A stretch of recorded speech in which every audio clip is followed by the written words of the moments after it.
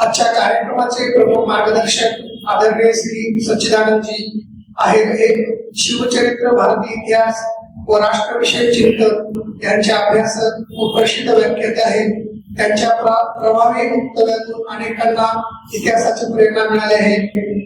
आजचा त्यांचा विषय आहे छत्रपती शिवाजी महाराजांचा धर्मविषयक दृष्टिकोन. मी आता आदरणीय श्री सच्चिदानंद जी यांना मार्गदर्शनासाठी आमंत्रित करतो.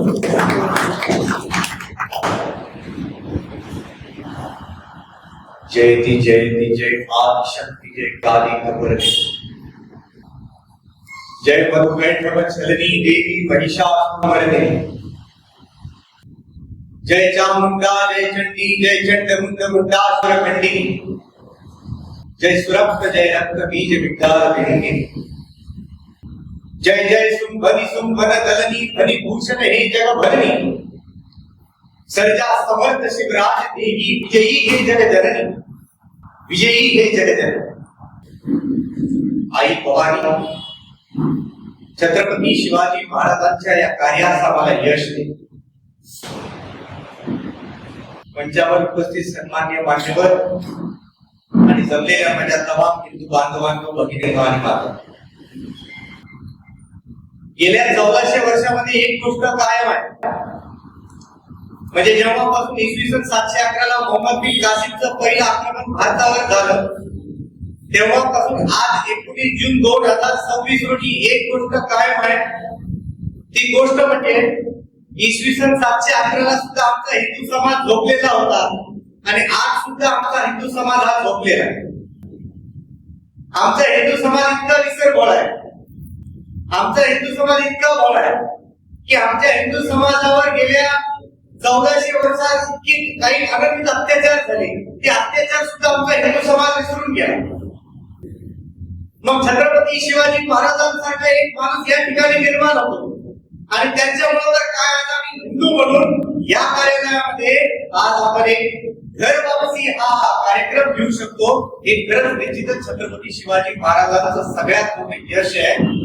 त्याची गोष्ट तुम्ही कारण छत्रपती शिवाजी महाराजांचा जर लेखाजोखा तुम्हाला मांडायचा असेल, छत्रपती शिवाजी महाराजांचा धर्मविषयक दृष्टिकोन तुम्हाला जर पाहायचा असेल तर तुम्हाला त्याला आजच्या काळात आणून चालत नाही.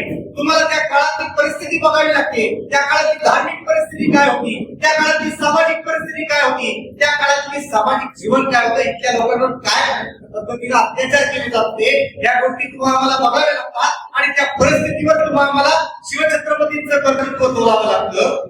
आणि मग ज्यावेळी इतिहासाची पानं आम्ही चालतो आणि आमच्या लक्षात येतं इसवी सन 711 ला मोहम्मद बिन कासिमचं पहिलं आक्रमण या भारतावर झालं. तुम्ही म्हणाल त्याच्या अगोदर पण भारतावर आक्रमण झाली. इसवी सन 711च्या पूर्वी सुद्धा अनेक आक्रमण भारतावर झाली, पण ती आक्रमण फक्त आणि फक्त लूट घेण्याच्या उद्देशाने झाली होती. पण 711 पासून झालेले जे आक्रमण आहे त्या आक्रमणाचे परिणाम इथल्या समाज जीवनावर झाले. त्या आक्रमणाचे परिणाम इथल्या आमच्या धार्मिक संस्कृतीवर पडले. त्या आक्रमणामुळे या आपल्या भारतातल्या हिंदूंची सगळी परिस्थिती बदलून गेली आणि सगळ्यात पहिलं आक्रमण जे झालं भारतावर, जर त्याच्यात आम्ही जर बघितलं तर आमच्या लक्षात येतं माझ्यासारख्या इतिहासकाराने या आक्रमणाची 4 भागात विभागणी केली. इथले आमच्या हिंदू समाजावर सामूहिकपणे करण्यात आलेले अत्याचार ही पहिली गोष्ट आहे. दुसरी गोष्ट, इथले आपले हिंदू समाज नेतृत्व जे होते त्यांची करण्यात आलेली हत्या. तिसरी गोष्ट म्हणजे इथल्या आमच्या स्त्रियांवर, माता भगिनींवर करण्यात आलेले अत्याचार. आणि चौथी गोष्ट म्हणजे इथल्या आमच्या मठ मंदिर देवदेवतांची झालेली तोड. मग इथल्या आमच्या हिंदू समाजावर सामूहिकपणे कुठले अत्याचार झाले आणि आम्ही इतिहासाची पानं चालली आणि आमच्या लक्षात आलं ज्यावेळेस इसवी सन 1303 मध्ये जेव्हा अलाउद्दीन खिलजीनं चितोडवर आक्रमण केलं आणि चितोडवर आक्रमण केल्यानंतर अलाउद्दीन खिलजीनं हुकूम सोडला की तिसऱ्यांच्या हिंदूंना कापून काढा आणि त्या अलाउद्दीन खिलजीच्या हुकुमानुसार, अलाउद्दीन खिलजीच्या आदेशानुसार चितोडमध्ये तब्बल 30,000 हिंदूंची खुलेआम कत्तल करण्यात आली. याची हकीकत अमीर खुसरोने लिहून ठेवली. तो अमीर खुसरो असं लिहितोय 30,000 Hindus cut down like a dry grass. म्हणजे 30,000 हिंदूंना गवताची गंजी कापून काढावा असं कापून काढले. अनेक इतिहासकारांनी याच्यावर आक्षेप घेतला की म्हणजे 30,000 हिंदूंची पण हत्या केली जात असते. मी म्हणलं ठीक आहे, एवढा आकडा का असतो का म्हणजे 30,000? म्हणले ठीक आहे, त्यांना जर 30,000 समाधान होत नसेल तर मी ते आकडा कमी करतो. किती नाही करू, 1,000, 2,000, 5,000. मग जर आकडा जरी कमी केला, एवढ्या लोकांना कुठल्या उद्देशाने तुम्ही मारलंय?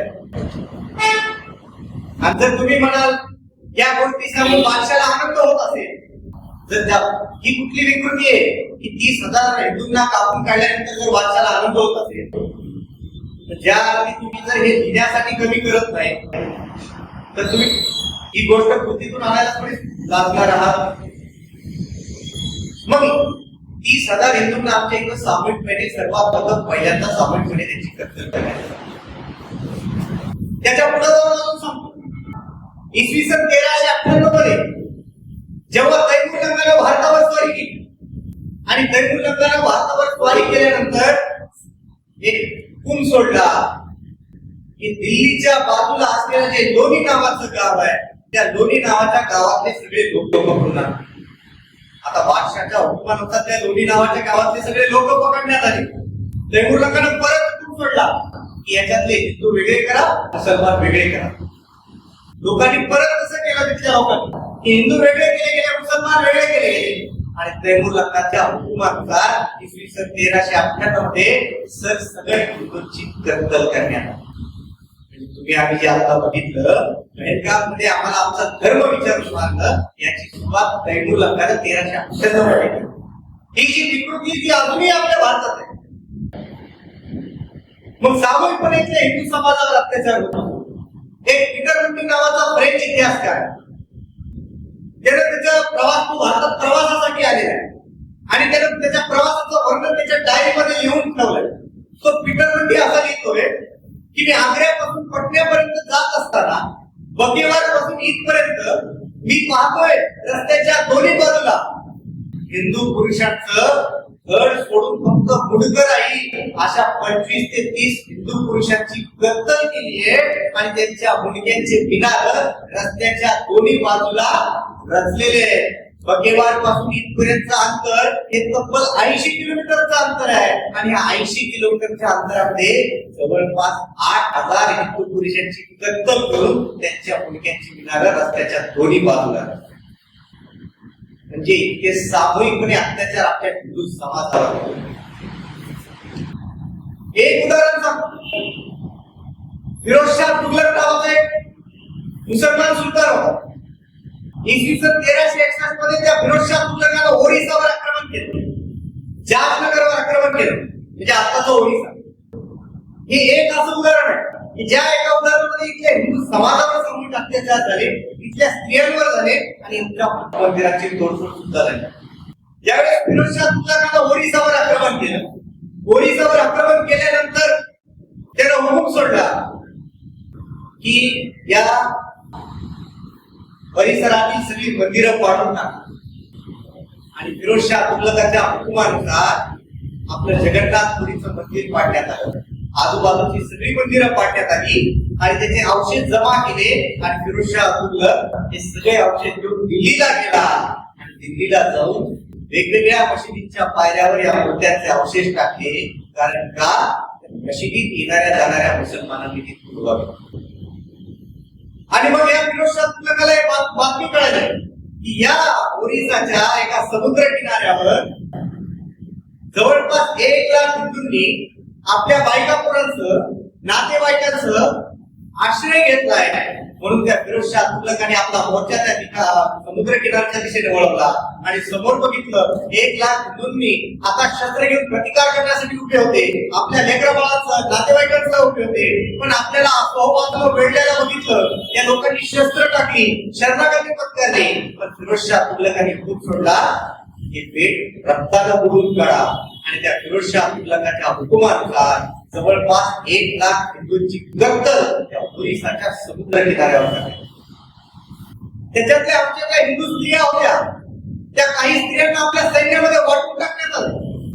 काही स्त्रियांचे हातपाय बांधले, तोंड शिवले आणि त्यांना गुलाम म्हणून बाजारात विकलं.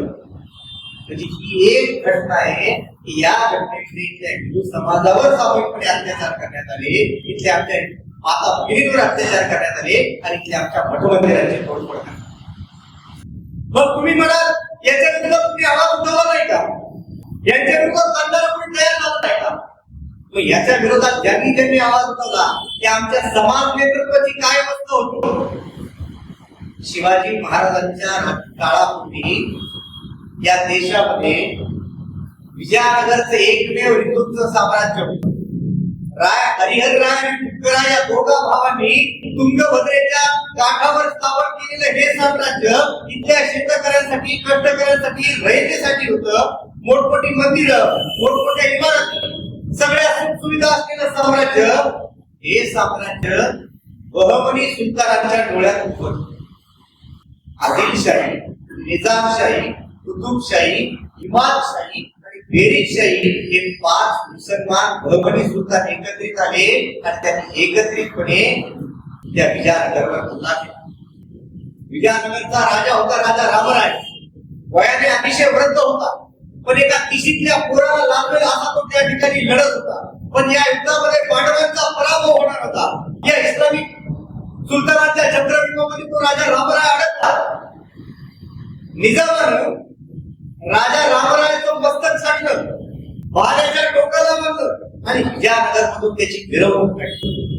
अहो, ज्या विजयनगर मधून हा राजा हत्तीवरनं फिरला होता, ज्या विजयनगर मधून हा राजा पालखीतनं फिरला होता, ज्या विजयनगर मधून हा राजा घोड्यावरनं फिरला होता, आता त्या विजयनगर मध्ये आमच्या हिंदू राजाचं मुंडकं एका भाल्याच्या टोकाला बांधलं आणि त्याची मिरवणूक काढली.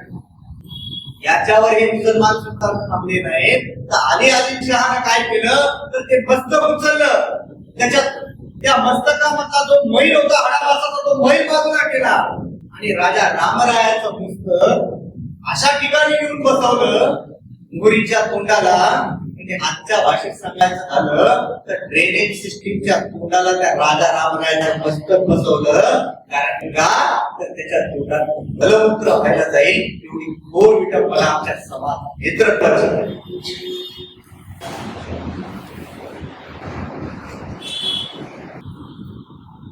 याच्याही पुढे जाऊन सांगतो, काश्मीर मधल्या हिंदूंना जबरदस्तीने वाटवला जातो, त्यांच्यावर दबाव आणला जात होता की मुसलमान धर्म स्वीकार करा. म्हणून ते लोक हवालदिल झाले आणि ते हवालदिल झालेले लोक गेले शिखांचे जे गुरु होते गुरु तेग बहादुरांकडे गेले आणि गुरु तेग बहादुरांना सांगू लागले की काश्मीर मध्ये आम्हाला जबरदस्तीने पाठवलं जातंय, आम्हाला मुसलमान धर्म स्वीकार करण्यासाठी आमच्यावर दबाव आणला जातोय. त्यावेळी गुरु तेग बहादुरांनी त्यांना धीर दिला आणि त्यांना सांगितलं की त्यांना जाऊन सांगा, जर तुम्ही गुरु तेग बहादुरांचा धर्म बदलू शकले, आम्ही सुद्धा धर्म बदलायला तयार आहोत. त्या लोकांनी जाऊन त्यांना सांगितलं, तुम्ही जर आमच्या गुरूंचा धर्म बदलू शकले, आम्ही सुद्धा धर्म बदलायला तयार आहोत. म्हणून गुरु तेग बहादुरांना त्यांच्या 3 साथीदारांसह पकडलं आणि त्यांना दिल्लीला आणलं आणि त्यांच्या पुढे 2च पर्याय ठेवले, एक तर इस्लाम स्वीकार करा अन्यथा लढा. गुरु तेग बहादुरांनी इस्लाम स्वीकारण्यास नकार दिला. म्हणून गुरु तेग बहादुरांची आपली अंगाच्या चावडीच सोडली, त्यांचे हातपाय छाटले आणि दिल्लीच्या रस्त्यावर त्यांची क्रूरपणे निर्गुणपणे हत्या करण्यात आली. याच्याही पुढे जाऊन सांगतो, गुरु गोविंद सिंगानंतर त्यांनी शिखांचं नेतृत्व केलं. ते बंदा सिंग बहादूर, त्या बंदा सिंग बहादुरांना फरुख सिंहांना त्यांना पकडलं, पंजाबमध्ये पकडलं आणि त्यांना दिल्लीला आणलं. त्या बंदा सिंग बहादुरांसह 700 आग्नेय सुद्धा पकडले आणि त्या सर्वांना घेऊन दिल्लीला आणण्यात आलं.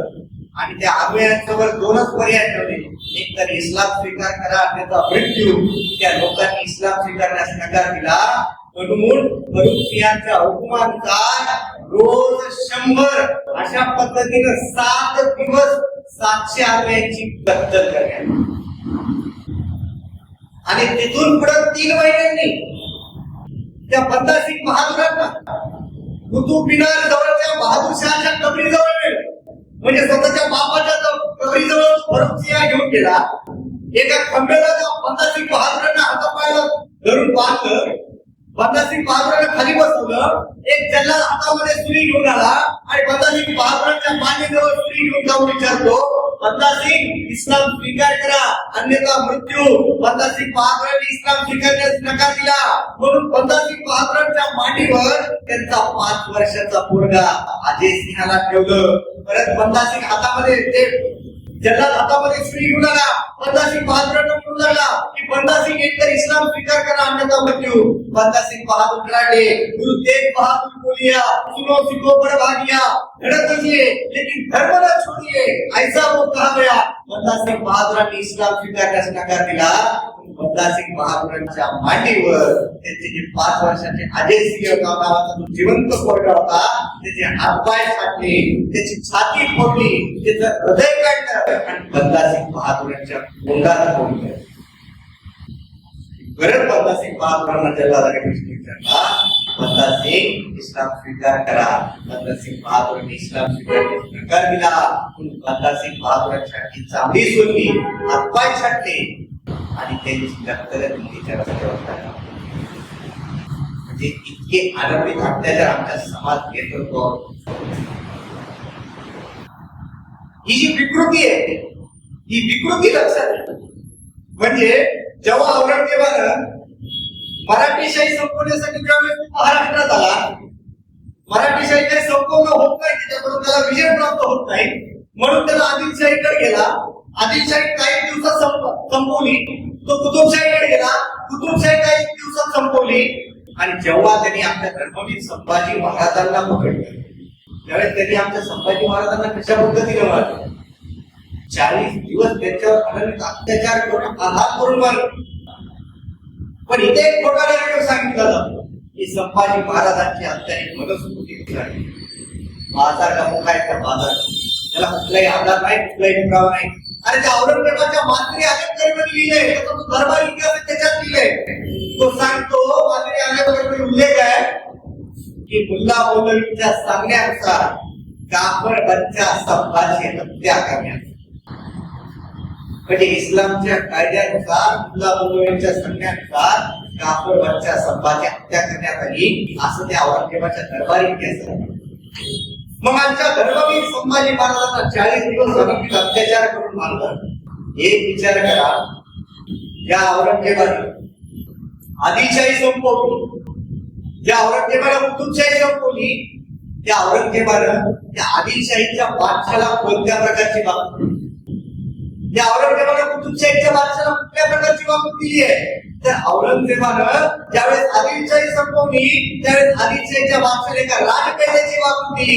ज्यावेळेस कुतुबशाही संपवली त्यावेळेस कुतुबशाहीच्या बादशाला एका राजकैद्याची वागणूक दिली. पण ज्यावेळेस आमच्या धर्मवीर संभाजी महाराजांना पकडलं त्यावेळेस आमच्या संभाजी महाराजांना 40 दिवस अनंत अत्याचार करून मारलं. कारण का करणे हिंदू ही गोष्ट तुम्ही आम्ही लक्षात. म्हणजे इथे आमच्या समाजावर सामूहिकपणे अत्याचार होत होते, इथे आमच्या समाज नेतृत्वाची हत्या केली जात होती. मग इस्लामिक राज्यकर्त्यांच्या काळात सगळ्यात दुर्बल कोण होत्या तर या देशाच्या आमच्या हिंदू स्त्रिया होत्या. कुणीही यावं, आमच्या माता भगिनीला घोड्यावर टाकावं आणि पळून न्यावं. एका स्त्रीवर 30-40 धावांनी अत्याचार केलेले. तो इकडं बघता लिहितोय की शाही दरबारामध्ये ईदचा उत्सव कसा साजरा केला जायचा. आम्हाला ईदचा शिरकुर्मालाही गोड वाटतो, पण शाही दरबारात ईद कशी साजरी केली जायची तुम्हाला माहिती आहे का. तो इकडं बघता लिहितो की ईदच्या आजच्या दिवशी या देशातल्या काफर राजांच्या स्त्रिया दरबारात येऊन नाचगान करत असत आणि दरबारामध्ये जे परदेशी अधिकारी आलेले, जे उच्चपदस्थ अधिकारी आहेत त्यांना या स्त्रिया भेट करून दिल्या जात असत. आणि ईदच्या दिवशी या देशातल्या काफर स्त्रिया येऊन इथं नाचगान करत असत आणि त्या स्त्रिया दरबारामध्ये लोकांना वाटून दिल्या जात असत. म्हणजे विचार करा, या स्त्रियांना काय हौस लागली नव्हती की दरबारामध्ये येऊन नाचगान करायची. त्या स्त्रियांना जबरदस्तीनं आणलं जात असत, तिच्या दरबारात नाचवलं जात असत आणि त्यांना आलेल्या लोकांना वाटून टाकल्या जात असत. तो इकडं बघता पुढे येतो. एके दिवशी बादशाहनं मला 10 स्त्रिया भेट म्हणून दिल्या. त्याच्यापैकी एक स्त्री जी भेट घेऊन जो व्यक्ती आला मी त्याला घेऊन टाकलो. उर्वरित 30 स्त्रिया मी माझ्या सरदारांना दिल्या. आणि बाकीच्या राहिलेल्या 6 स्त्रिया यांचं काय झालं मला आठवत नाही. या देशात हिंदू स्त्रिया कापड स्त्रिया खूप स्वस्त मिळतात वाटतं. ही अवस्था आमच्या माता भगिनीची इस्लामिक राज्यकर्त्यांच्या सांगतो. जेव्हा अलाउद्दीन खिलजीनं गुजरातवर आक्रमण केलं होतं आणि गुजरातवर आक्रमण केल्यानंतर गुजरातचा राजा कर्ण याचा पराभव केल्यानंतर त्याच्या घरातल्या त्याच्या स्त्रिया, त्याची पत्नी, त्याची मुलगी, त्याच्या घरातल्या स्त्रिया अलाउद्दीनच्या हातात सापडल्या. अलाउद्दीननं त्या स्त्रियांना आपल्या जगात काढायचं. महाराष्ट्रावर आलेला जो अलाउद्दीन खिलजी सगळ्यात पहिलं जे महाराष्ट्रावर जे मुसलमानांचं आक्रमण झालं ते अलाउद्दीन खिलजीचं आहे. ज्यावेळेस त्याला देवगिरी जिंकली, देवगिरी जिंकल्यानंतर त्यांनी आपल्या महाराष्ट्राच्या लेकीला घोड्यावर टाकलं आणि तिला घेऊन गेला, तिला आपल्या जनांकडे.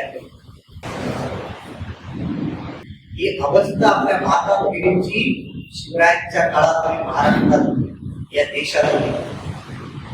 आणि याच्याही पुढे जाऊन सांगतो आमच्या स्त्रियांवर अत्याचार झाले तर याच्यातून आमचे मठ मंदिर सुद्धा सुरक्षित राहिले नाही. जेव्हा महमूद 1025 मध्ये जेव्हा महमूद गजनीनं सोरटी सोमनाथावर आक्रमण केलं, 12 ज्योतिर्लिंगापैकी एक असलेलं आपलं महादेवाचं मंदिर, महमूद गजनीने ते मंदिर पाडलं, महादेवाची मूर्ती फोडली आणि त्या मूर्तीचे अवशेष महमूद गजनीला घेऊन गेला आणि अशा ठिकाणी त्या मूर्तीचे अवशेष टाकले की मशिदीत येणाऱ्या जाणाऱ्या लोकांच्या पायाला तो चिखल लागतो. तो चिखल त्या महादेवाच्या मूर्तीने गाळावा अशी विकल्पना आपल्या सोरटी सोमनाथाच्या महादेवाची. सुलतान इल्तुतमिश आपलं 12 ज्योतिर्लिंगापैकी एक असलेलं महादेवाचं मंदिर, महाकालेश्वराचं उज्जैनचं मंदिर, अनेक लोक आपण या ठिकाणी जातो. सुलतान इल्तुतमिश ते मंदिर पाडलं, महादेवाची मूर्ती फोडली आणि महादेवाच्या मूर्तीचे अवशेष घेऊन सुलतान इल्तुतमिश दिल्लीला गेला आणि दिल्लीला घेऊन जामा मशिदीच्या पायऱ्यावर त्या मूर्तीचे अवशेष टाकले. कारण का मशिदीत येणाऱ्या जाणाऱ्या लोकांनी दुर्वाढ. याच्याही पुढे जाऊन सांगतो तुमच्या माझ्या जो जिव्हाळ्याचा प्रश्न आहे आपलं पंढरपूरच्या पांडुरंगाचं मंदिर. औरंगजेबाच्या दरबाराच्या इतिहासामध्ये त्याचा पुरावा आहे. इसवी सन 1705 मध्ये औरंगजेबानं हुकूम दिलाय या पंढरपूरच्या पांडुरंगाच्या मंदिरामध्ये अनेक लोक जमत आहेत, या ठिकाणी गाई कापा आणि ते मंदिर पाडून टाका असा हुकूम औरंगजेबाने. या औरंगजेबानं काशी विश्वनाथाचं मंदिर पाडलंय. या औरंगजेबानं आमचं मनोरंजक श्रीकृष्णाचं मंदिर पाडलंय. बाबरानं अयोध्येतलं प्रभू श्रीरामांचं मंदिर पाडलंय. ही गोष्ट तुम्हाला माहिती आहे.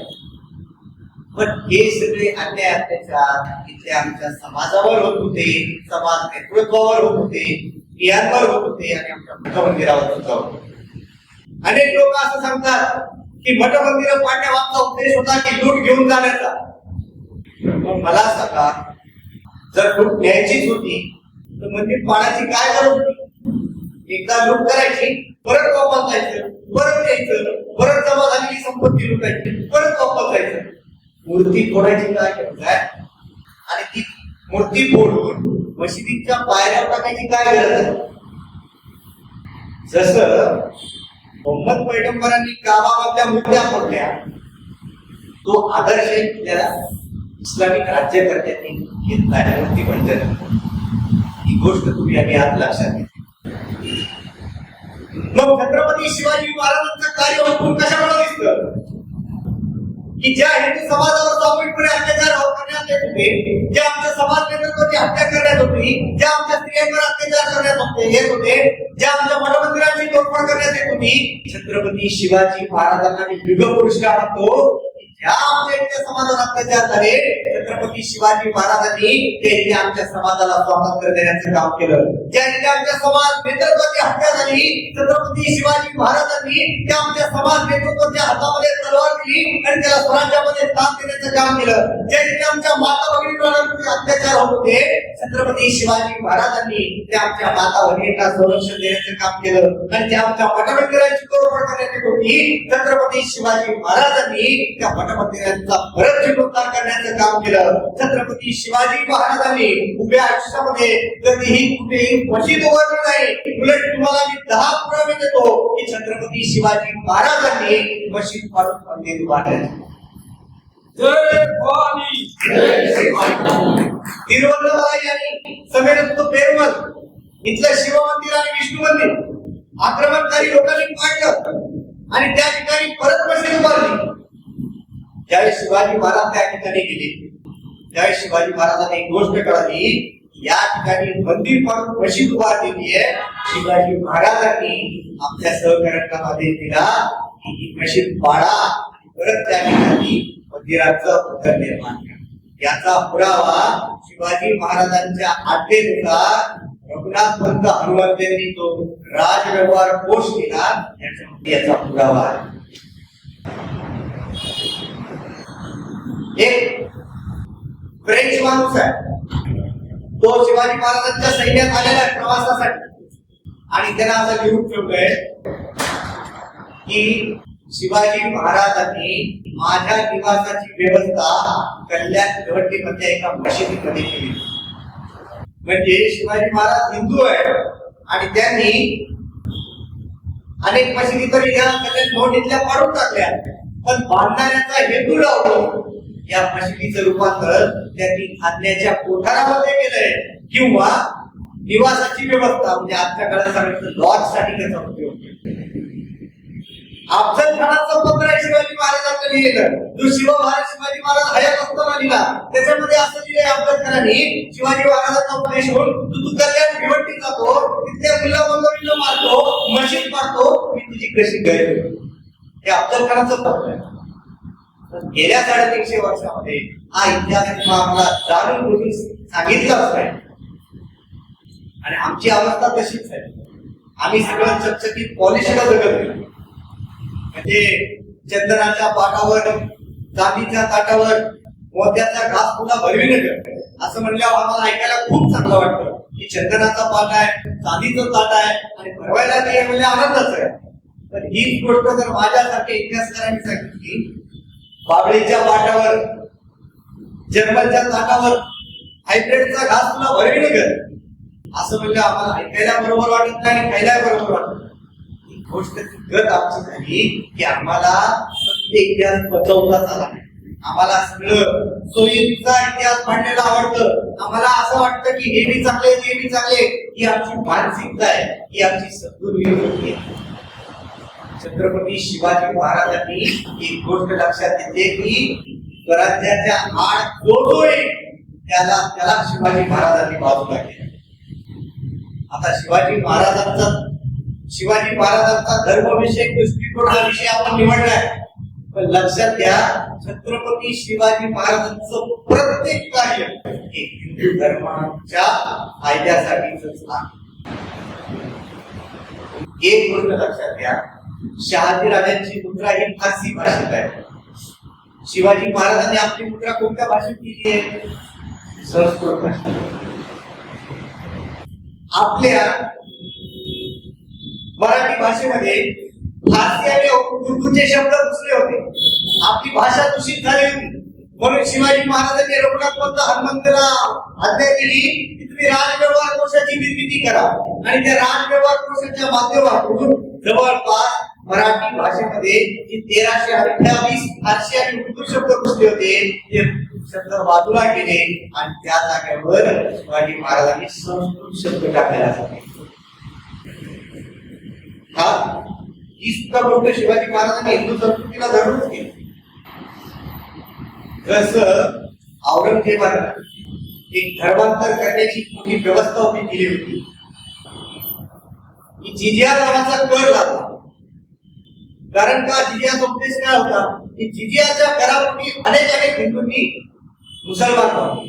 हा त्याचा मुख्य उद्देश होता. त्यांनी एक तशी व्यवस्थाच केली होती. त्याच्याही पुढे जाऊन सांगतो, न्यायदान करण्यासाठी तुम्ही काजी असाल, म्हणजे आता सगळं नाही की उच्च न्यायालय, सर्वोच्च न्यायालय, हायकोर्ट, सुप्रीम कोर्ट अशी काही व्यवस्था नव्हती. काजी न्यायदान करायचा. आणि एक घटना सांगतो, 4 वर्षापूर्वी एका व्यक्तीनं काजीनं खाल्लेल्या टरबुजाचा तुकडा या व्यक्तीनं खाल्ला 4 वर्षापूर्वी. तर 4 वर्षानंतर त्या व्यक्तीवर गुन्हा दाखल करण्यात आला आणि त्याला सांगितलं की तू काजीनं खाल्लेल्या टरबुजाचा तुकडा खाल्ला, तुझा धर्म भ्रष्ट झालाय, तू आता मुसलमान धर्म स्वीकार कर. तो व्यक्ती घाबरला, त्याची जबरदस्तीनं सुटका करण्यात आली आणि तो घाबरून त्या व्यक्तीने स्वतः आत्महत्या केली. म्हणजे ही व्यवस्था होती धर्मात अनेक हिंदूंनी मुसलमान व्हावे यासाठी. जर एका हिंदू सावकाराचं कर्ज जर एखाद्या मुसलमानाला बुडवायचं असेल तर त्या मुसलमानाने अशी आमरी बुडवायची की या हिंदू सावकारानं बादशाला काहीतरी खालीवरी बोललं, याने मुसलमान धर्माचा अपमान केलाय, असे 4-5 साक्षीदार आपले जमा करायचे आणि बादशाच्या दरबारात न्यायचे आणि खटला चालवायचा.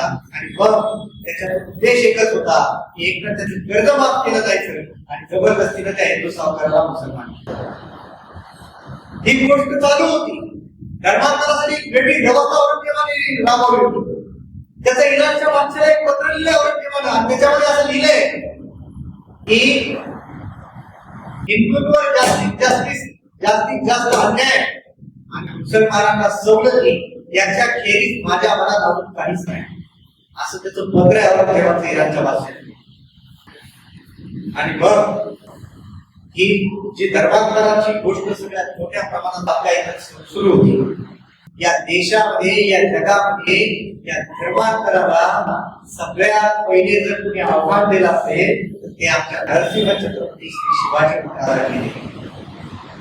जेव्हा आज आम्ही बघतोय, मी आता प्रास्ताविक मध्ये सांगितलं की पूर्वी लातूरमध्ये एकच चर्च होतं, आता अनेक चर्च झाले.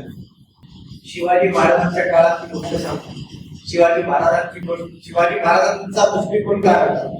जेव्हा गोव्यामध्ये एक बारदेश नावाचा प्रदेश आणि त्या बारदेशमध्ये एक पोर्तुगीज व्हाईसरॉय होता. त्या व्हाईसरॉयने असा आदेश काढला की गोव्यात फक्त रोमन आणि कॅथलिक लोकच राहतात.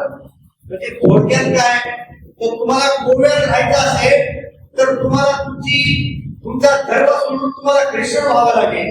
आणि जर तुम्हाला तुमची संपत्ती, जर तुम्हाला तुमचा धर्म मिळाला असेल तर तुम्हाला तुमची गोव्याची संपत्ती सोडून गोवा निघून जावं लागणार. जवळपास 4000 लोकांचं धर्मांतर त्या ठिकाणी करण्यात आलं.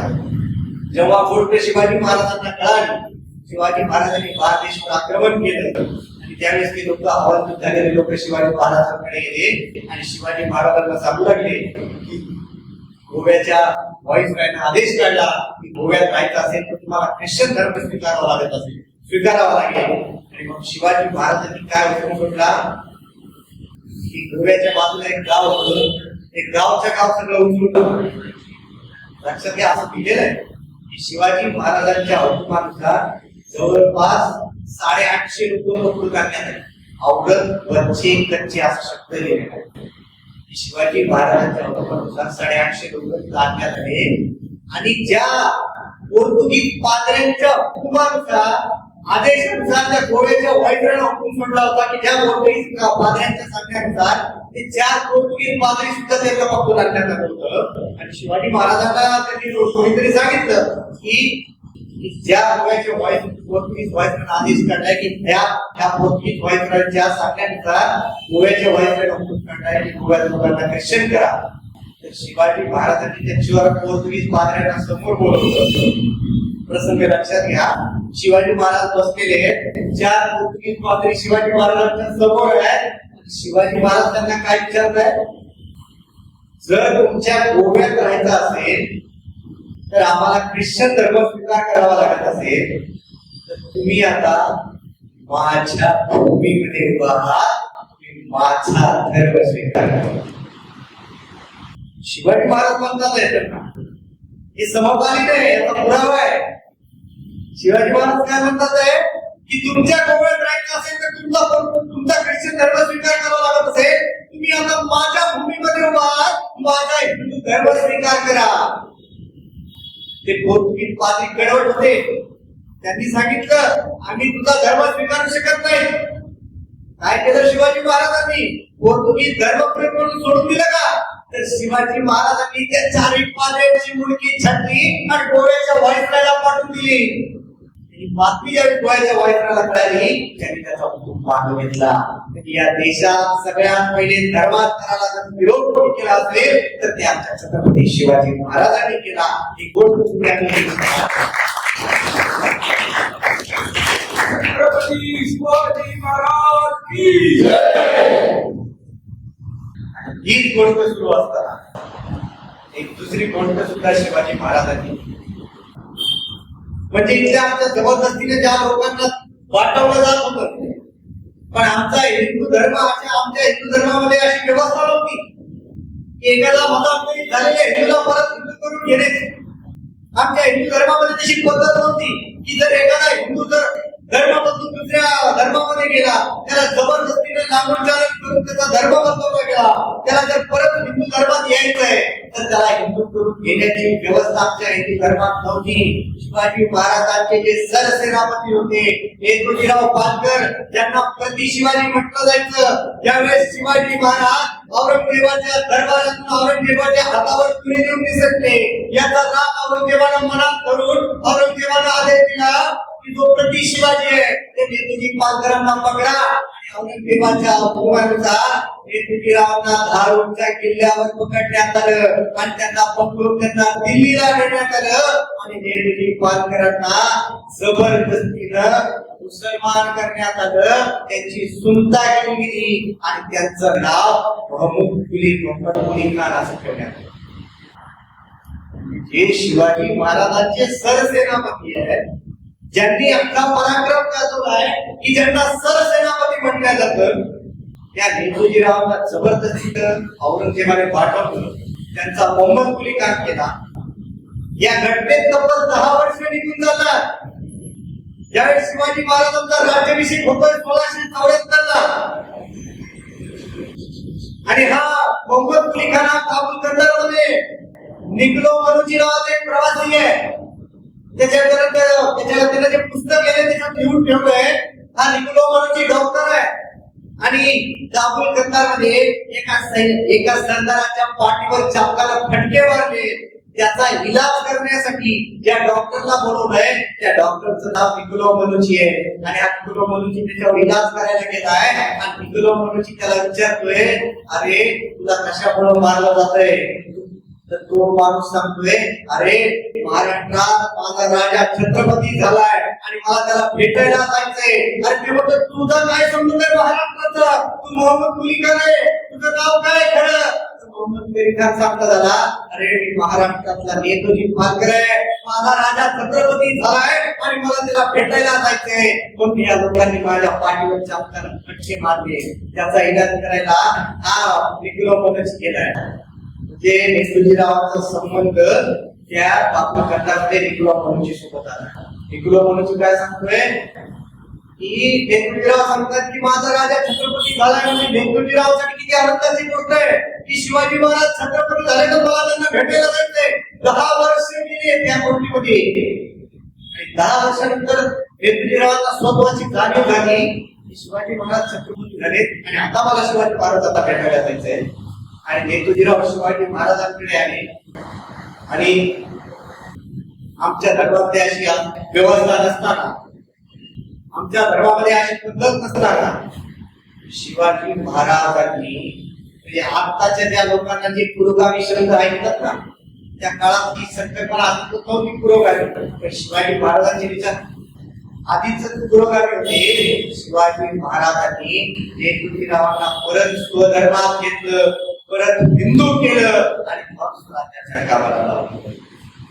सहज प्रश्न विचार, सहज, जर शिवाजी महाराज सर्व धर्म समभाव मानणारे असते, शिवाजी महाराज सेक्युलर असते, तर शिवाजी महाराज म्हणले असते, अरे मोहम्मदा, अरे नेतोजीराव, तुम्ही मुसलमान धर्मात गेलाय, काय फरक आहे? स्वराज्याचं कामच करायचंय तर मोहम्मद कुली खान घेऊन करा. तुम्हाला परत हिंदू करून काय करून हिंदू करून घेण्याची काय आवश्यकता आहे? पण शिवाजी महाराजांनी तसं केलं नाही. या धर्मामध्ये तू मांडीवर बसून देवाची प्रार्थना करावं लागते, आपल्या हिंदू धर्मामध्ये लोटांगण घालावं लागते. एवढाच तर फरक आहे ना. पण शिवाजी महाराजांनी तसं केलं नाही.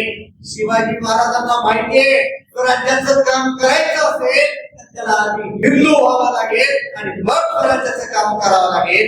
दूरदृष्टी शिवाजी महाराजांची तुम्ही आम्ही लक्षात घेतली पाहिजे.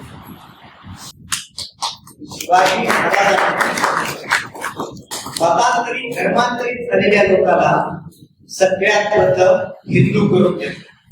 म्हणजे ज्या आमच्या देशामध्ये काही जहागीरदार वतनदार आपलं राजेपण टिकवण्यासाठी आपली जहागिरी वतनदारी मनसबदारी टिकवण्यासाठी या मोगलांसोबत ज्यांनी आपल्या रोटीचा व्यवहार केला, आपल्या पुऱ्या मोगलां मुसलमान सुलतानांना दिल्या आपलं राजेपण आपली सरदारकी आपली जागीरदारी आपली मनसबदारी टिकवण्यासाठी या काळात छत्रपती शिवाजी महाराजांनी क्रांतिकारी निर्णय घेतला. मी नेतोजीरावांना स्वीकारलंय, मी नेतोजीरावांना परत हिंदू धर्मात घेतलंय, पण हा सगळा हिंदू समाज त्यांना स्वीकारेल का? म्हणून शिवाजी महाराजांनी स्वतःची पोरगी नेतोजीरावांचे पुतणे जाधवजी पालकरांना दिली आणि राजश्री घडवून आणली आणि आदर्श निर्माण करून ठेवला की नेतोजीरावांना आता मी स्वीकारलंय. अशा मतांतरित झालेल्या हिंदूंना परत हिंदू धर्मात घ्या आणि त्यांना स्वीकारा. उद्देश छत्रपतींचा तुम्ही आणि या ठिकाणी लक्षात घेतली पाहिजे की ज्या ठिकाणी हे मनसबदार आपली मनसबदारी टिकवण्यासाठी आपली जहागीरदारी टिकवण्यासाठी आपलं राजेपण टिकवण्यासाठी आपल्या पुरी मुसलमान सुलतानांना देत होते, त्या काळात छत्रपती शिवाजी महाराजांनी आपली पोरगी मतांतरित झालेल्या मुसलमानाला परत हिंदू करून घेताना दिली. ही गोष्ट तुम्ही आम्ही या ठिकाणी लक्षात घेतली. शुद्धीकरणाची चळवळ छत्रपती शिवाजी महाराजांनी. पण या ठिकाणी आम्हाला सांगितलं जातं की छत्रपती शिवाजी महाराजांच्या सैन्यामध्ये 20% मुसलमान होते. पुन्हा काळ बदलत राहिला. आम्हाला सांगितलं गेलं की छत्रपती शिवाजी महाराजांच्या सैन्यामध्ये 50% मुसलमान होते. काळ बदलत राहिला.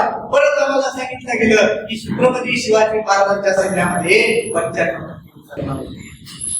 मुळात ही दाव्याची थेरी आहे की छत्रपती शिवाजी महाराजांचे पराक्रम त्यांना कमी करायचं आहे, म्हणून छत्रपती शिवाजी महाराजांच्या सैन्याचं इस्लामीकरण करणं त्यांचा सुरू आहे. या आमच्या मावळ्यांचा पराक्रम आहे. तुम्ही लक्षात घ्या. उगाच म्हणत नाही की तानाजी आलाय कोणारेवर स्वतःच्या पोराचं लग्नाची पत्रिका घेऊन आमंत्रण देण्यासाठी शिवाजी महाराजांकडे आलाय आणि शिवाजी महाराजांच्या मनात काय चाललंय तर कोर्टाला परत घेण्याचं. त्यावेळेस तानाजी म्हणतो की राजे आधी लगीन कोणाचं मग माझ्या रायबाचं. ही जी भावना आहे ना स्वराज्यासाठी करण्याची तळमळ हे कुठून येते? शिवाजी महाराजांचं कर्तृत्व आहे. शिवाजी महाराजांनी 18 पगड जातीतलं सगळं कौशल्य पाहिलं आणि शिवाजी महाराजांनी त्यांना स्वराज्यात स्थान देण्याचं काम केलंय. राजेने शिवाजी महाराजांनी नेतोजीरावांना की तानाजी कोणाला घ्या, तुम्हाला एखादी सरदार येतो म्हणले का शिवाजी महाराज आजची परिस्थिती बघा. आम्ही आमच्या एखाद्या सहकार्याला म्हटलं चल रे तो मुलगा पुढे लागला वाचूया, तो पहिला प्रश्न विचारतो मला काय मिळणार. चल ना गावासाठी काहीतरी करूया, स्वच्छता अभियान राबवूया, तो पहिला प्रश्न विचारतो मला काय मिळणार. विचारलं का तानाजी मी राजे मी तुमच्यासाठी कोणाला घेतो मला काय मिळणार हे. बाजी खिंडीमध्ये अडकून पडतात आणि बाजी म्हणतात की जोपर्यंत तोफेच्या कडेचा आवाज माझ्या कानावर येणार नाही तोपर्यंत या बाजीला प्राण बदलू नाही. 2 घंटे चालणारी लढाई ही 6 घंटे चालते. बाजी प्रभू लढत राहतात. काय केलं शिवाजी महाराजांनी बाजीला? ही माणसं मरायला का तयार झाली? शिवाजी महाराजांचं कर्तृत्व आहे, शिवाजी महाराजांचा पराक्रम आहे. मी नेहमी सांगतो की शिवाजी महाराजांनी गड बांधला हे त्यांचं कर्तृत्व नाही, शिवाजी महाराजांनी किल्ला बांधला हे त्यांचं नेतृत्व नाही, तर शिवाजी महाराजांनी या मातीमध्ये नॅशनल कॅरेक्टर्स निर्माण केली, राष्ट्रीय चारित्र्य निर्माण केलं. सांगितलं हे त्यांचं सगळ्यात मोठं कर्तृत्व आहे. तुम्ही कुठलाही माणूस घ्या, तुम्ही सदाची घ्या, तुम्ही बाजी घ्या, तुम्ही पुराणवादी घ्या, या प्रत्येकाचं आयुष्य सांगतं कसं जगावं आणि कसं करावं. हे शिवाजी महाराजांचं कर्तृत्व तुम्ही पराक्रमच तुम्ही कमी करताय. मुसलमान सैनिक 12 नाव आढळतात सगळ्या शिवचरित्रामध्ये, त्यापैकी 5 नावं 1657 पर्यंत आहे. 1657 पर्यंत ही शहाजी महाराजांनी नेमून दिलेली नाव आहे. पण 1657 हा काळ शिवचरित्रातला कलाटणी देणारा काळ आहे. शिवाजी महाराजांनी 1657 ला शहाजी राजांपासून राजकीय भारतात घेतलेली आहे. त्याच्यानंतर जास्त नाव आढळत नाही. जी नावं आढळतात ती तांत्रिक दृष्ट्या आढळतात. असा अपप्रचार केला जातो की शिवाजी महाराजांचे एकमेव वकील अरे तो फाशी आणि आर्मीचं निकाल करण्यासाठी ठेवलेला वकील आहे काझी हैदर नावाचा. पण एकमेव वकील असं सांगितलं जातं, एकमेव शिवाजी महाराज. म्हणजे गोपीनाथ पंत वकील यांचं काय कार्य नाही करावं. पण जाणून बोलून तुम्हाला आम्हाला सांगितलं होतं की शिवाजी महाराजांचे एकमेव वकील काझी हैदर. काझी हैदर हा फारसी आणि अरबीचं भाषेचं निकाल करण्यासाठी ठेवलेला आहे शिवाजी महाराजांनी. हा जर खरा स्वराज्यनिष्ठ असता तर संभाजी महाराजांच्या काळात सुद्धा शिवरायांपाशी राहिला असता. पण तो काझी हैदर संभाजी महाराजांच्या काळात शिवाजी महाराजांकडे असत नाही, तो संभाजी महाराजांच्या काळात औरंगजेबाला जाऊन मिळाला आहे. हे गोष्ट तुम्हाला आम्हाला कोणी सांगितलं? दौलत खान नावाचा माणूस नौदलामध्ये ठेवलाय शिवाजी महाराजांनी तांत्रिकदृष्ट्या. 1947 ला जेव्हा आमचा भारत स्वातंत्र्य झाला त्यानंतर काही 5-6 वर्ष इंग्रजांचे अधिकारी आमच्या सैन्यामध्ये होते, नौदलामध्ये होते, अनेक गोष्टींमध्ये होते. कारण आम्हाला नौदलाबद्दल विस्मृती आली होती, आम्हाला त्याबद्दल माहिती नव्हती. शिवाजी महाराजांनी तांत्रिकदृष्ट्या याला ठेवलेलं आहे. पण त्याच दौलत खानाला शिवाजी महाराजांनी नंतरच्या काळात त्याला पकडलंय, त्याच्या पोराला पकडलंय आणि त्याची हत्या सुद्धा केलेली. हे तुम्हाला आम्हाला कोणी सांगितलं? हे काय स्वराज्याचे एकनिष्ठ नव्हते, हे तांत्रिक दृष्ट्या शिवाजी महाराजांनी ठेवलेले. पण जाणून बोलून शिवछत्रपतींच्या इतिहासाचं विकृतीकरण कसं करायचं हा उद्योग गेल्या 1999 पासून या महाराष्ट्रात सुरू होता.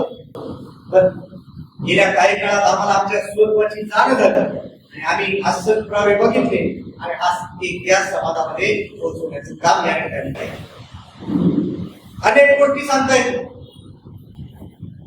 शिवाजी महाराज याला ते करून गोष्ट सांगतो. जर शिवाजी महाराजांच्या सैन्यात 50%, 70%, 90% मुसलमान असतील, शिवाजी महाराजांचे स्वतःचे सावत्र बंधू भेटकोजी राहिले, ते तंजावरला आहे. शिवाजी महाराजांनी त्यांना पत्र दिले आणि त्या पत्रामध्ये शिवाजी महाराज असं लिहितात की आमच्यावर आई भवानीची कृपा आहे, मी दुष्ट तुर्कांना वाढतो, मी दुष्ट मुसलमानांना वाढतो. तुमच्या सैन्यात जर मुसलमान सैनिक ठेवता तर तुम्हाला विजय कसा प्राप्त होईल. ते वाक्य शिवाजी महाराजांचं स्वतःच्या सावत्र भावाला दिले. म्हणजे जे शिवाजी महाराज स्वतःच्या सावत्र भावाला म्हणतात की तुझ्या सैन्यात जर मुसलमान सैनिक असतील तर तुला विजय कसा प्राप्त होईल, मी इकडं रोज दुष्ट तुर्कांना मारतोय. हे शिवाजी महाराज स्वतःच्या सैन्यात मुसलमान सैनिक ठेवतील का? जरी विचार तुम्ही केला तरी आजचा कार्यक्रम सफल झाला असता. लक्षात घेतली पाहिजे. व्हॉट्सअप युनिव्हर्सिटी मधून आलेला इतिहास नसतो. काय ब्रिगेड इतिहासकारांनी मधल्या काही काळामध्ये एक मोठी यंत्रणा सुरू केली होती. जाणून मोठा इतिहास सांगायचा. ते अजून असं सांगतात की या परकीय आक्रमकांचा हा धर्मसंघर्ष नव्हता तर तो त्यांचा सत्ता संघर्ष होता. तर त्यांना प्रश्न विचारा, जर त्यांचा सत्ता संघर्ष होता तर माई देखत लेकीवर लेकी देखत माईवर बलात्कार केले गेले, हा कुठला सत्ता संघर्ष? आमची हिंदूंची मंदिरं पाडली गेली, देवळं पाडले गेले, मूर्त्यांच्या ठिकऱ्या उठल्या केल्या गेल्या, हा कुठला सत्ता संघर्ष होता? पोर्तुगीजांचा पितामह वास्को द गामा याने एका जापोरिन राजाच्या ब्राह्मण वकिलाचे कान कापले आणि त्याच्या जागेवर कुत्र्याचे कान शिवले. हा कुठला सत्ता संघर्ष? 800 हिंदू नावाड्यांची नाक कापून त्याची भाजी केली आणि ब्रह्मवराचा खायला घातली. हा कुठला सत्ता संघर्ष? या नामांतराच्या गोष्टी झाल्या. गणकीचे औरंगाबाद, भागानगरचे हैदराबाद, धाराशिवचे उस्मानाबाद, विद्यानगरीचे इस्लामपूर याच्या नामांतराच्या गोष्टी झाल्या. हा कुठला सत्ता संघर्ष?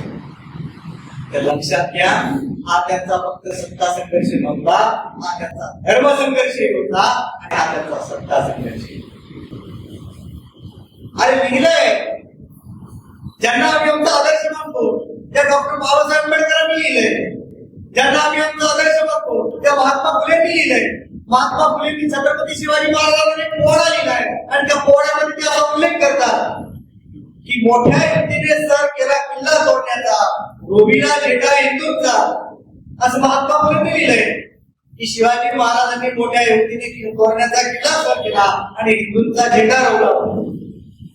हे आम्ही वाचलं का? डॉक्टर बाबासाहेब आंबेडकर घटना समितीतल्या शेवटच्या भाषणात असं म्हणतात की छत्रपती शिवाजी महाराज हे हिंदूंच्या स्वातंत्र्यासाठी लढत होते. तुम्ही वाचलं असं लिहिलंय. छत्रपती शिवाजी महाराजांचं प्रत्येक कार्य हे धर्मरक्षणाचं कार्य आहे. कारण स्वतः संभाजी महाराज म्हणतात की लेंचर शाळेची माझे वडील हे लेंचर शाळेत शिकले. लेंचवरती कोण? मुसलमानांना उद्देशून लेंचा असा उल्लेख केला जायचा. लेंचक्षयचा अर्थ काय? की मुसलमानांचा नाश करण्याची दीक्षा घेणारे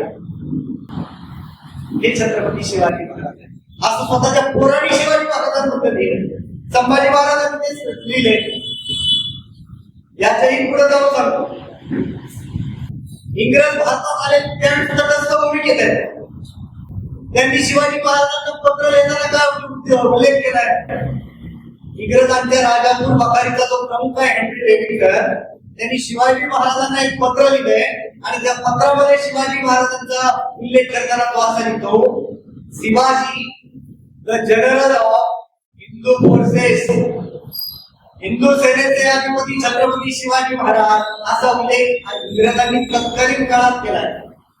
शिवाजी महाराज तर सर्व धर्म समभाव मानणारे असते, शिवाजी महाराज जर सेक्युलर असते तर शिवाजी महाराजांनी हेनरी डेव्हिडला परत पत्र पाठवलं असतं, हेनरीजी असं काय लिहिताय, हिंदू सेनेचा अधिपती, जनरल ऑफ हिंदू फोर्सेस, मी तर सर्व धर्म समभाव मानणार आहे, तुम्ही असं लिहा, सर्व धर्म समभाव सैन्याचा अधिपती, सेक्युलर सैन्याचा अधिपती. पण ते शिवाजी महाराजांनी केलं नाही.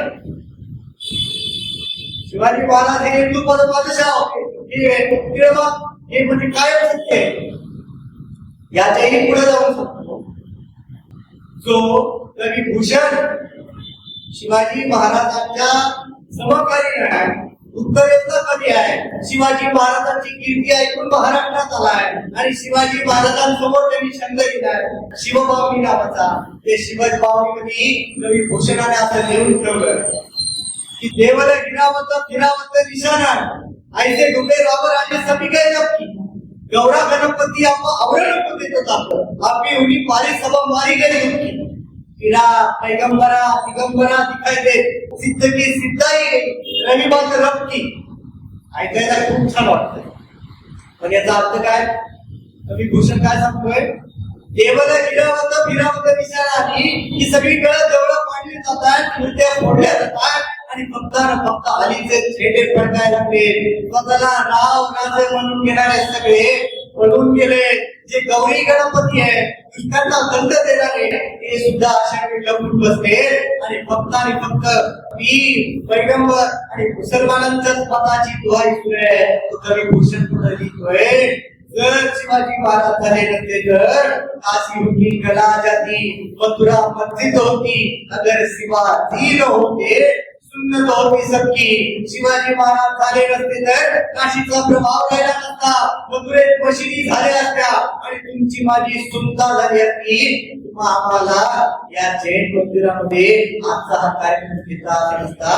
मला एखाद्या मशिदीमध्ये जमावं लागला असतं. ही गोष्ट तुम्ही आम्ही हिंदूंनी लक्षात घ्या. कवी भूषण हा समकालीन आहे, त्यांनी शिवाजी महाराजांच्या समक्ष लिहिलंय. जर शिवाजी महाराज सेक्युलर असते, जर शिवाजी महाराज सर्व धर्म समभाव मानणारे असते, तर शिवाजी महाराज कवी भूषण नामले असते. कवीजी काय लिहितात, माझ्या सैन्यात असलेल्या मुस्लिम मौल्याचा राग आहे. शिवाजी महाराजांनी तसं केलं नाही. गोष्ट तुम्ही आम्ही लक्षात घेतली. मला वाटलं होतं की शिवाजी महाराज सर्व धर्म समभाव असायला पाहिजे होते, शिवाजी महाराज सेक्युलर असायला पाहिजे होते. पण मला काय वाटतं, तुम्हाला काय वाटतं, याच्यावर काही फरक पडत नाही. छत्रपती शिवाजी महाराजांना काय वाटत होतं हे सगळ्यात महत्वाचं आहे. ती गोष्ट तुम्ही आम्ही आज लक्षात घेतली. तो छत्रसाल बुंदेलखंडचा इतिहास आहे. शिवाजी महाराजांची कीर्ती आहे ती महाराष्ट्रात आहे. आणि महाराष्ट्रातून शिवाजी महाराजांना काय विचारतोय की मी अनेक वर्ष मोगलांची चाकरी केली, त्याचा काही उपयोग झाला नाही. तुमचा आणि मोगलांचा कधी मिलाप झाला आहे का? काय संबंध आहे? बुंदेलखंडचा युवराज महाराष्ट्रात आलाय आणि शिवाजी महाराजांना म्हणतोय की मी अनेक वर्ष मुसलमानांची चाकरी केली, त्याचा काही उपयोग झाला नाही. तुमचा कधी मोगलांचा मिलाप झालाय. शिवाजी महाराज काय सांगतात त्याला? आपल्या हिंदूंची छाती अभिमानाला बोलून शिवाजी महाराज त्या छत्रसाल बुंदेलाला उपदेश करतात, अरे तुम्ही तर क्षत्रियांचे मुकुटमणी आहात. आपल्या अंतःकरणामध्ये त्या भद्रा कृष्णांना आठवा. ही घ्या माझी तलवार तुम्हाला भेट देतो. जा आणि बुंदेलखंड स्वतंत्र करा. शिवाजी महाराजांना प्रेरणा घेऊन तो छत्रसाल बुंदेला तो गेला. त्या बुंदेलखंडामधून मोगलांना उघडून फेकलं आणि आपल्या भूमीला मोगलांना स्वतंत्र केलं. ही प्रेरणा जी होती ना, प्रेरणा छत्रपती शिवाजी महाराज. आसामचे राजे चंद्रदत्त सिंग म्हणायचे की ज्या प्रकारे शिवाजी महाराजांनी महाराष्ट्रामध्ये पराचक्राला पराभूत केलं, अगदी त्याच पद्धतीनं आम्ही सुद्धा आसाममध्ये लढत आहोत. आमची प्रेरणा छत्रपती शिवाजी महाराज. गोष्ट तुम्ही आणि लक्षात घ्या. एकंदरीत शिवाजी महाराजांचा संपूर्ण कालखंड बघितला तर शिवाजी महाराज हे हिंदू बादशाह आहे. शिवाजी महाराजांचं प्रत्येक कार्य हे हिंदू धर्म रक्षणाचं आहे. ही गोष्ट तुम्ही आम्ही आज लक्षात घेतली पाहिजे. जाता जाता एवढंच सांगतो, सगळं जग जिंका, जगाच्या कानाकोपऱ्यात जा, सिलिकॉन व्हॅलीमध्ये अवश्य जा, पण सह्याद्रीच्या दऱ्याखोऱ्याला मात्र कधीच विसरू नका. अमेरिकेच्या मातीमध्ये खेळा, पण गावाकडच्या काळ्या मातीला कधीच डोळ्यासमोर हटवू देऊ नका. पिझ्झा खा, चायनीज जरूर तिथं खा, पण आईच्या हातची कांदा भाकर चटणी मात्र कधीच विसरू नका. जपानी गादीवर अवश्य झोपा, पण आजीच्या तुकड्यापासून बनवलेल्या कोदळीची भूक मात्र कधीच विसरू नका. अरे आमच्या आयुष्याचं देणं आणि शतजन्माचं देणं असलेला संस्कार या मातीनं आम्हाला बहाल केलाय. तेवढा तो फक्त मला मिळावा आणि अपेक्षा करतो.